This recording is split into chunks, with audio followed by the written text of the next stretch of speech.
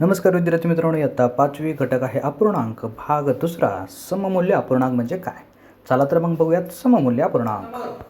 6 अंश अंशामध्ये किती आहे 6 छेदामध्ये किती आहे 6/12 म्हणजे 6 अंश छेदात 12. आता प्रश्न बघा पुढे बघा काय या अपूर्णांकाच्या अंशाला म्हणजे काय 6 ला या अपूर्णांकाच्या अंशाला व छेदाला अंशाला 6 ला व छेद 12 ला एकाच संख्येने भागून सममूल्य अपूर्णांक मिळवा.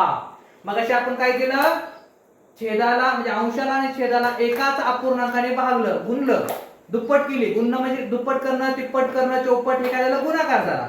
आता या ठिकाणी काय करायचं आपल्याला भागायचे म्हणजे अंश आणि छेद 6 अंश या ठिकाणी 12 छेद आहे. लक्षात ठेवा अंश वरचा असतो छेद ते खालचा हा 12 छेद आहे. या ठिकाणी आपल्याला काय करायचं एकाच संख्येने काय करायचंय भागायचंय. मगाशी आपण गुणाकार केला दुप्पट तिप्पट केला म्हणजे गुणाकार केला.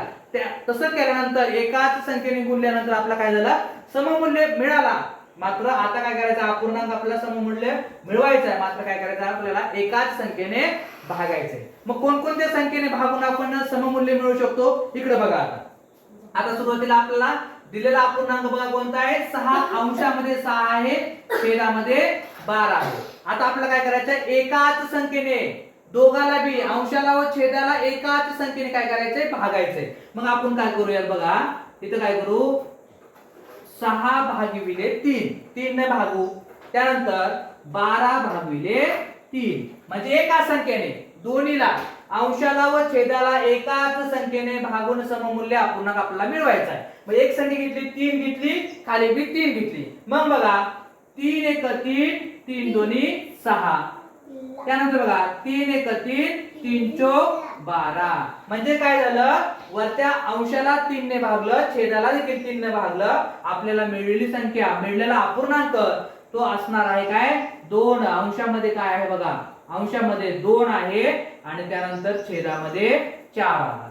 म्हणजेच काय 6 छेद म्हणजे 6 अंशामध्ये छेदामध्ये 12 आणि अंशामध्ये 2 छेदात 4 हा काय झाला आपल्याला मिळालेला जो अपूर्णांक आहे तो काय आहे सममूल्य अपूर्णांक आहे. काय आहे सममूल्य अपूर्णांक आहे. म्हणजे ज्यावेळेस बघा अपूर्णांकाच्या अंशाला व छेदाला एकाच संख्येने जर भागलं तर भागल्यानंतर जो मिळणारा अपूर्णांक आहे तो अपूर्णांक कसा असणार आहे सममूल्य अपूर्णांक असणार आहे. मग तुम्ही म्हणाल बघा इकडं आपण काय केलं एकाच संख्येने म्हटलेलं आहे अजून कोणत्या संख्येने भाग जाऊ शकतो बघा. मग आता या ठिकाणी दुसरा 3 न भागला आपण दुसऱ्या नंतर पुढे बघा अपूर्णांक तोच घेऊया 6 अंशामध्ये छेदामध्ये आहे 12 कोणत्या संख्येने भागायचं. मग दुसऱ्यांदा बघा आपण काय करू शकतो 2 न देखील आपण काय करू शकतो या ठिकाणी भागू शकतो. त्यानंतर या बी संख्येला म्हणजे दोन्ही अंशाला असेल छेदाला एकाच संख्येने काय करायचं आपल्याला भागायचंय. मग 2 न भागा बरं. मग बघा बेक बे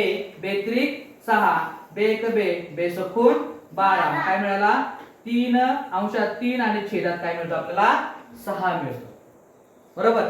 त्याचबरोबर आपण या ठिकाणी 6 भागिले 6 करू शकतो. अंशामध्ये कसं करू शकतो त्यानंतर 12 भागिले 6 देखील करू शकतो. म्हणजेच काय अंशाला आणि छेदाला एकाच अपूर्णांकाने भागलं इथं 6 न इथं बी 6 न. मग बघा 6 1 6 6 1 6 6 दोन्ही 12 मिळणारा अपूर्णांक आहे मग 1 अंशात 1 छेदामध्ये 2.